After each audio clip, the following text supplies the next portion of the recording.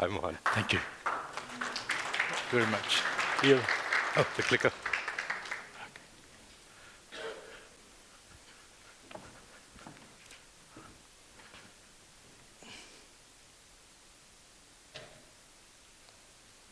Definitely, it's not my presentation. We will change it.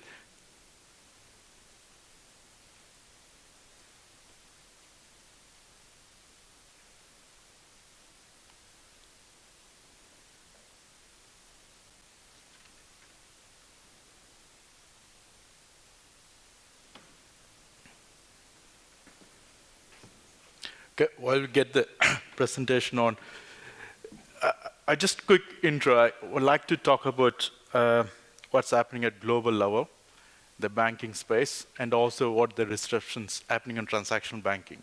Before I get into the topic, how many people think that our interest rate going to go up in the next few weeks?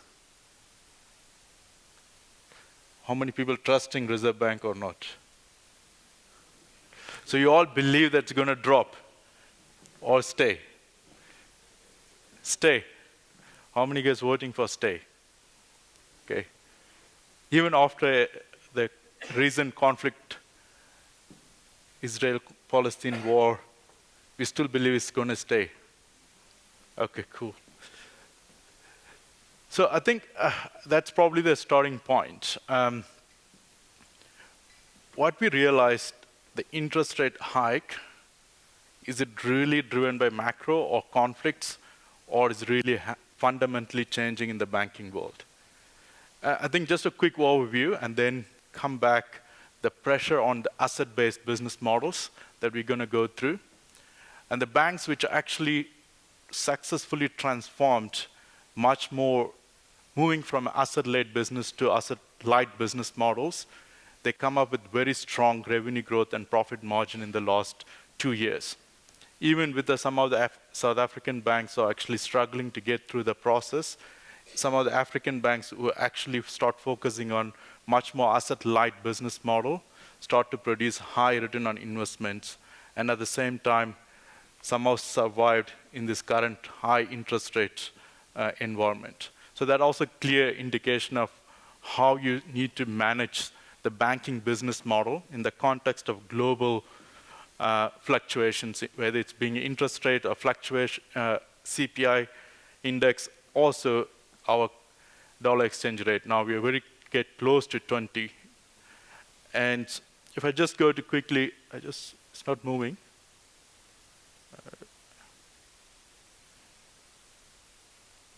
Okay. So I'm just going to talk a few. We just released the global banking reports. The couple of key themes. One is, what is the net operating margins the banks are reported across the global and where the growth comes from.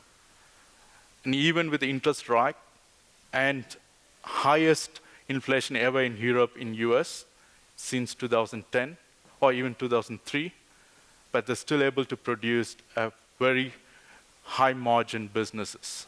That's pretty much driven by transactional banking and also transforming not digital distributions, but how do you make value creation through the digital distribution business. It's not just thinking that we need to digitalize our branch or network or call centers, but how do you create the value? Because digital always, whenever we think about or AI, Gen AI, we want to create a cost reduction programs, productivity programs, and we're trying to address at a very micro level, but how do you create the value? When you create a digital payment system or ecosystem, it's not about just changing the process to digital side, but how do you create the value? How do you transform the value to the clients? Or how do you transform the value to the ecosystems? And of course, the shareholders. And the third one is, it's the biggest trend ever that banks are moving from on-balance sheet funding model to off-balance sheet funding model. So that's a very, very new, not new actually, it's always used to happen, mainly wealth and asset management, but the clients will start seeing that wealth and asset management, one of the key enablers to create off-balance sheet business model.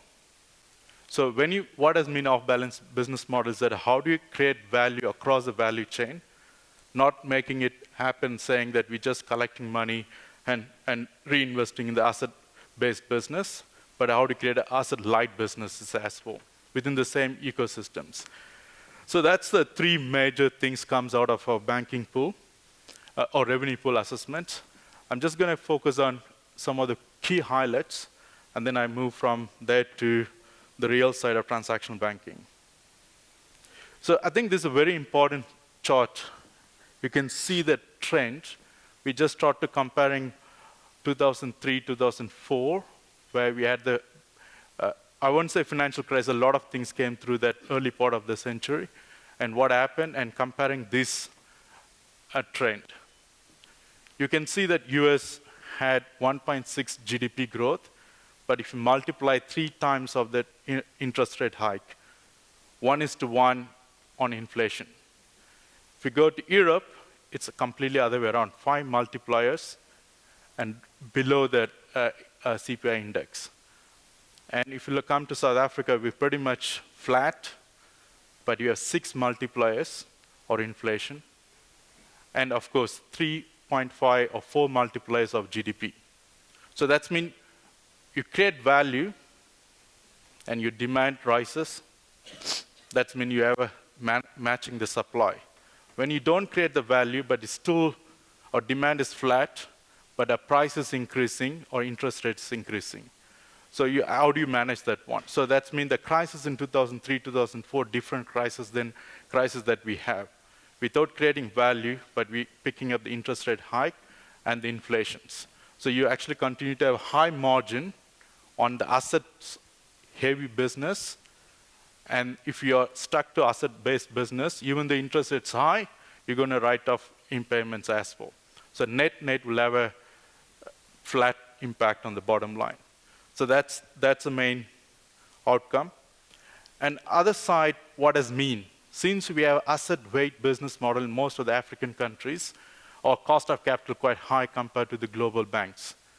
So even though we produced a very good ROE in the last 2 to 3 years, but still our cost of capital continued to hurt us. But that's even high in South Africa in terms of the margins are under pressure, and especially in the last 18 months, the kind of interest rate impact, especially on the personal loan, and we are picking up that pain. But if you come back, it's quite interesting view on the other side, net margins continuously rising, even with all this impact. And I'll explain to you how that's possible, even with this crisis. But bottom line is that the trend is quite high or growing in the last 3 to 4 years. And even at a global banking net income levels actually grew up from 1.3 trillion to 1.4 trillion. And again, as explained to you, it's like 10 years average 14% ROEs. Most of the banks wanted to report 15%, but the cost of equity, it's quite high, 14 to 16%, and that's not helping us to actually get through the process. Sorry.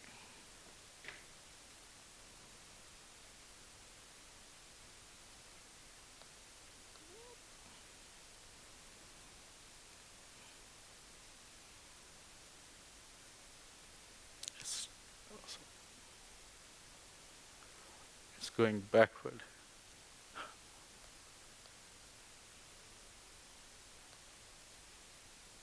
It's time delay.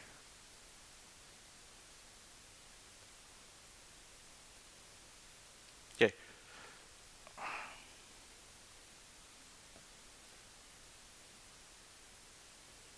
Okay.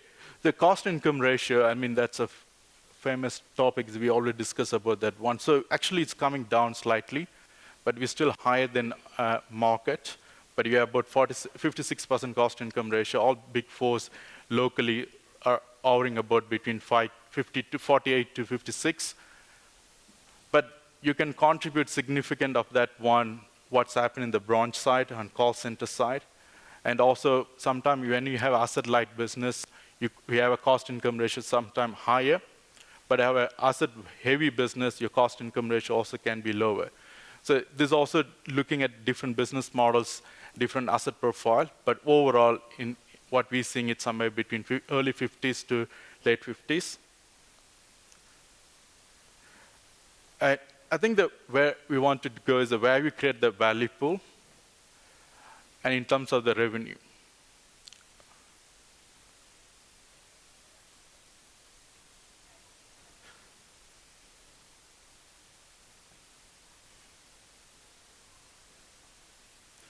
I'm going to spend some time on this page. On the left-hand side, where the source of funding, and right-hand side, where the source of funds are actually being distributed. If you look at that left-hand side, it's quite interesting that almost more than 50% of the funds are start coming through the off-balance sheet, and predominantly your asset and asset management, both part of the business of bringing significant value to the banks. If you're a universal bank, if you're able to balance that one, you have better on return on investment. But if your bank on the left-hand side is much more, 70% of your source of investment come from your traditional banking asset management, and you're going to pick up the high cost of equity. Also, you're going to pick up, under pressure now with the interest rate, you're going to have a very low return on investment. And again, if you look at that one right-hand side, the biggest value pool we always believe going to happen in a consumer, but consumer it's a high cost to serve. Doesn't matter whether digital or branch or call center model, because you still need to put significant amount of investment in cloud infrastructures and other digital fast lines that continue to keep serving the customers. But if you look at the payment value pool, that's why we talked about a lot. B2B payments, it's going to be the biggest value pool in the markets. But it's not a B2B payment value pool. It's not like business to business. It's a B2B to C.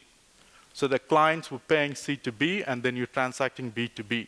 So that's a big value pool in the bank. If you can look at close to $400 billion business in the bank. But C to C, it's not, yes, we talked quite a lot on C to C, a lot of infrastructure in Africa to get rid of the cash out of the channel, but the transaction value is still limited. But again, you create a customer experience. But on the right-hand side, if you look at that one, asset-like business, providing high quantum of revenue, but the returns are very marginal because you have a high interest rate environment, you're also going to have that impact. But where I'm going with this one, even with the significant value creation happened in the last 2 to 3 years, market is not buying or not valuing the business the way they would have valued other businesses. The banks are still valued under the book value or maybe very close to the book value, and there's a significant gap between the book value versus the market. Even significant investment has been spent on digital, going into fintech, and disturbing the payment market share, but market's still not buying the fact because you're significantly exposed to the asset side of the business, not transforming enough to actually creating a digital business models.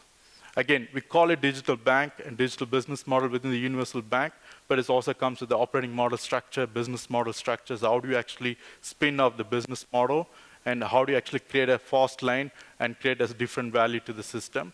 Some of the European banks are trying to do it and going into the fintech world and trying to work through the fintech business models, but still we were not able to create significant value compared to the normal universal banks. And even Africa, we are very close. We had some gaps in the past, but also very close to book to price. But again, all the investment we made in the last 6 to 8 years, any banks you take in South Africa or Africa, you are still very close to 1-to-1 ratio. That also shows that the amount of investment we're making in digital world or fintech world, we're not creating multipliers of impact in the market. Either we're serving the same client profile with a different offering and different channels, a different route to markets, but we're not improving like 20-30% of customers, net customer growth. If you don't have such a growth, the investment is not going to create the value. And that's also the reason why universal banks putting a lot of investment, but not seeing the return on investments. At the same time, fintech just spending fraction of the investment, but they're gaining 30-40 multipliers of value because there's a potential of net customer growth. And market like us, we are struggling to have a net customer growth, and that's why we need to actually spend more time. How do you acquire more clients in a fast line way, at the same time retaining those clients? I think this is the final couple of pages I want to spend on this side, is that if you look at the capital side, what is the mix of capital? And at the same side, transaction banking, 16% capital. If we take transactional and distribution side of the business, 70% of the capital ratios.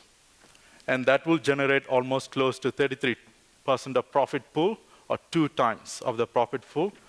And distribution side is not a business where you're actually going to double, but that creates access to the off-balance sheet investment of funding pool. And that's why you can create the value on the distribution side.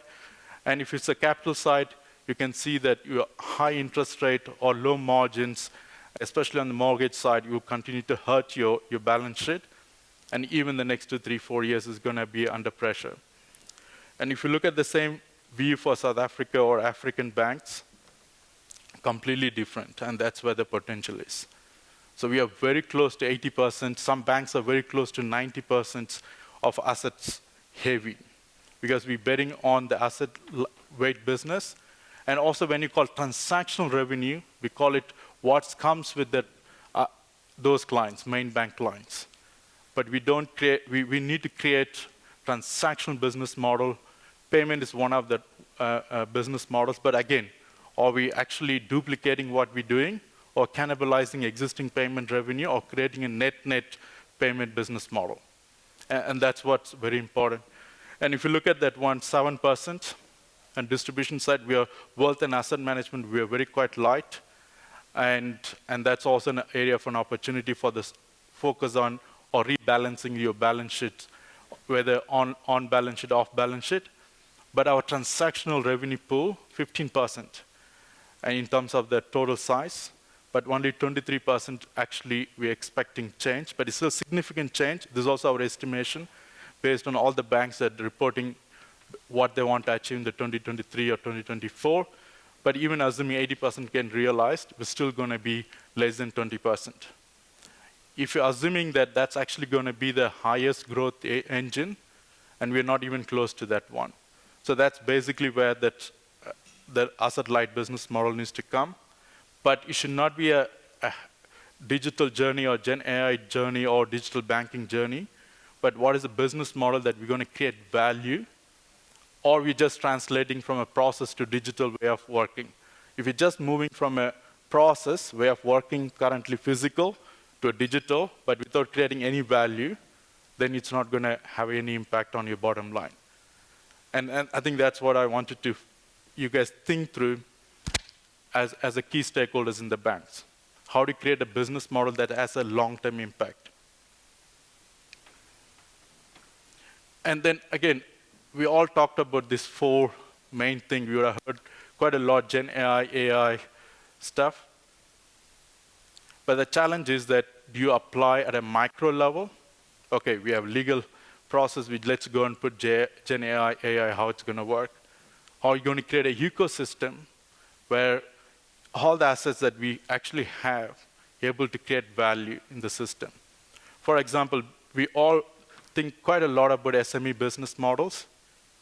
If you look at SME business model, we spend quite a lot of time on digital consumer side, but how many new SME business models came into the banking world? How are we treating SME business models in Africa? We're all trying to solve the problem for consumer, yes, but the biggest cash trap is not consumer, it's SME. If you look at in South Africa, most of the cash not coming through a consumer business. It's coming through SMEs and mid-corporate. So they are the one who are bringing the cash. Of course, consumers not transacting with the bank, with the cash, they're transacting with the business.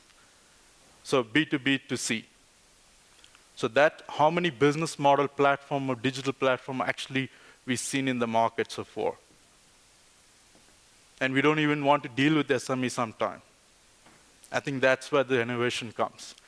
We need to shift the gear from a consumer. Yes, we need to focus on consumer, that's your end customers, but consumer plays only 1/3 of your portfolio. SMEs and business banking plays a bigger role then sometimes consumer to create the value. That value needs to be translated to your consumer business because that's where the transaction volume comes through. Because we take deposit from consumer and then, corporate, we lend to corporate clients. It works the other way around. So if I leave it four thoughts, like I haven't talked quite a lot on risk side. What we went through now in the last 2 to 3 months, 18 to 2 years, the risk profile, the ever-changing risk profile. What PD model, how many people we thought about AI, Gen AI in PD models, default rates, consumer side, how we really modernized, and we exposed. We haven't modernized risk side of the business. We spend 80% of investment the front end, even 90% sometime, because that's what we create the experience. Actually, if we spend at least 1/3 of that investment in risk modernization, we would have actually understand the customer much better because the buying behavior, buying patterns. And that's actually should be the core of our modernization of digital banking. Even payment side, a lot of fintech playing an aggregator role, but who understand the risk profile of that payment platform or fintech platform? That's why risk needs to be a front end of the modernization and Gen AI side. Again, when you talk about Gen AI, as I said, don't apply at a piecemeal level, apply at a macro level and ecosystem level. If you run like a 10 or 20 use cases in the banks, that means we not know what we're doing. If you're running only 2 use cases, have a big impact, and that's where the challenge needs to come. At the same time, without that level, you can't scale your transactional banking. Okay, so transactional bank is not just digitalizing pay through a branch versus pay through online or mobile bank. That's only moving the way of working, but we're not creating a value. And finally, how do you make sure that this all work together in an ecosystem where the risk plays a critical role, whether it's a first line, second line, or third line? Even if you create a new operating model, new business model, how risk actually protecting you? Otherwise, what happened is that when the COVID came, the interest rates went down, so we started writing loans, right? So underwriting the loans. And now, 18 months or 2 years fast forward, the market went completely different level. So we're trying to protect our balance sheet, and we reduce that demand so that we protect our impairments. But you're actually constantly moving this one. The reason why we're doing that, we're not very close enough to the customer behaviors, buying behaviors patterns. That's why you need to invest a lot of tech, Gen AI, or even digitalizing of risk profile. I think with that, I'm going to stop there. So I think one, land at risk, which normally people don't like to hear about a lot, but start with the risk and solve the problem. Thank you.